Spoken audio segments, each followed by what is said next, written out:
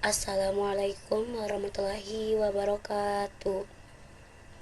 Alhamdulillahirabbil alamin wa bihi nasta'in wa ala umuri dunya waddin wassalatu wassalamu ala asrafil anbiya'i wal mursalin wa ala alihi washabihi ajmain.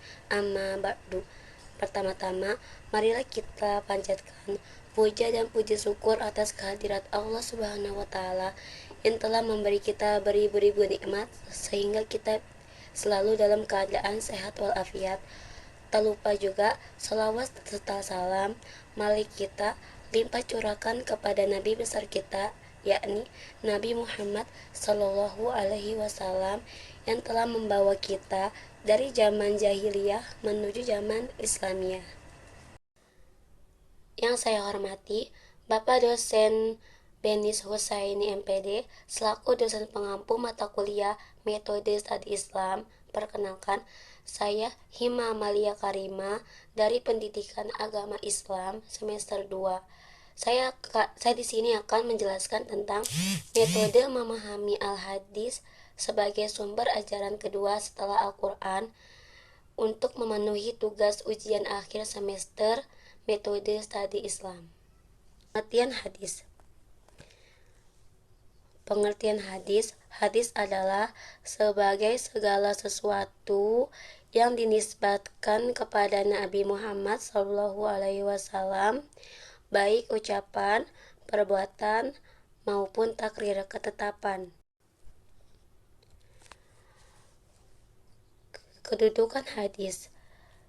Seluruh sahabat sepakat untuk menetapkan tentang wajibnya mengikuti hadis, baik pada kedudukan hadis sebagai sumber ajaran Islam didasarkan pada keterangan ayat-ayat Al-Quran, yaitu Quran Surat An-Nisa ayat 59. Dan hadis juga didasarkan kepada kesepakatan para sahabat.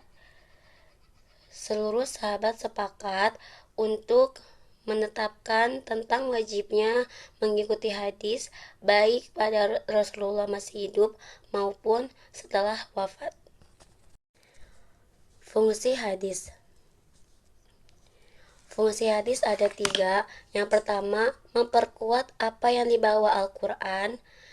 Yang kedua, memperjelas apa yang telah digariskan dalam Al-Quran. Dan yang ketiga, sebagai menetapkan hukum yang belum diatur dalam Al-Quran. Unsur-unsur hadis. Unsur-unsur hadis itu ada 3. Yang pertama, ada sanad. Sanad dalam pemahaman etimologi bermakna sandaran atau sesuatu yang dijadikan sebagai sandaran. Terminologi sanad memiliki makna sosial atau rangkaian riwayat yang meriwayatkan hadis dari awal. Yang kedua, ada rawi.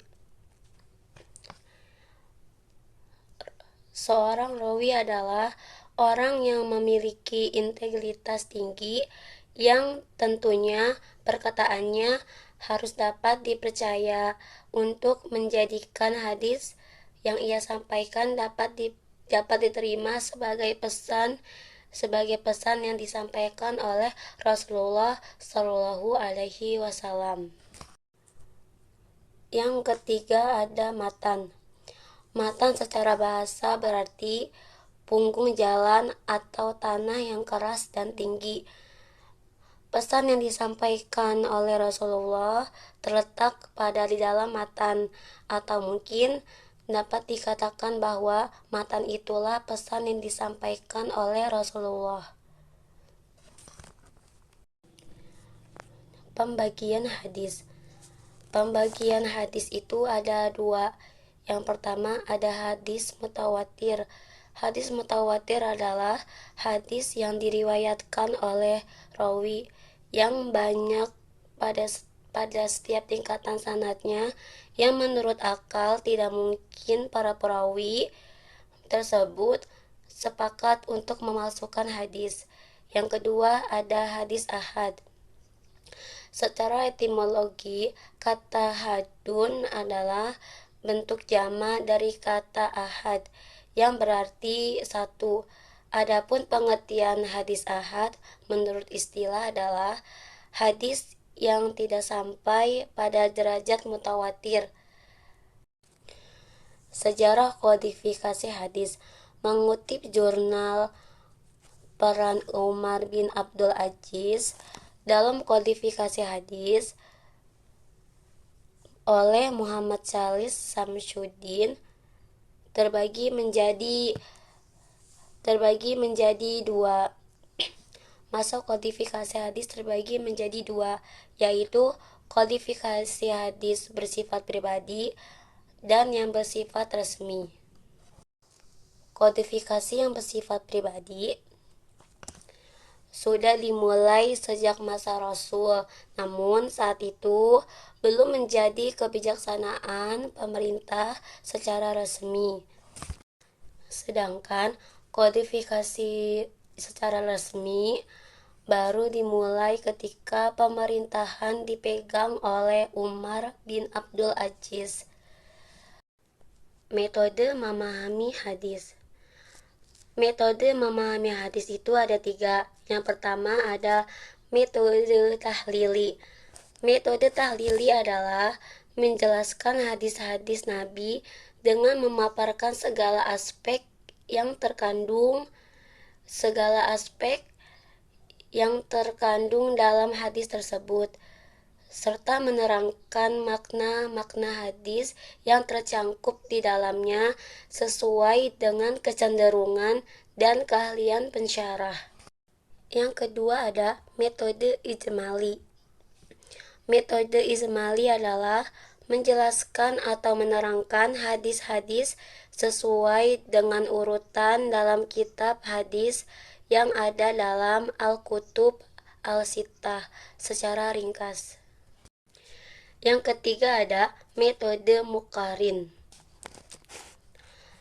Metode muqarin adalah metode memahami hadis dengan cara membandingkan hadis yang memiliki redaksi yang sama atau mirip dalam kasus yang sama atau memiliki redaksi yang berbeda dalam kasus yang sama, dan membandingkan berbagai pendapat ulama syarah dalam mensyarah hadis.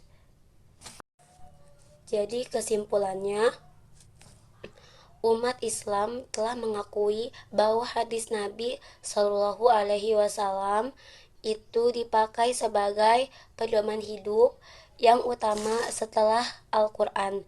Kedudukan hadis sebagai sumber ajaran Islam didasarkan pada keterangan ayat-ayat Al-Quran dan hadis juga didasarkan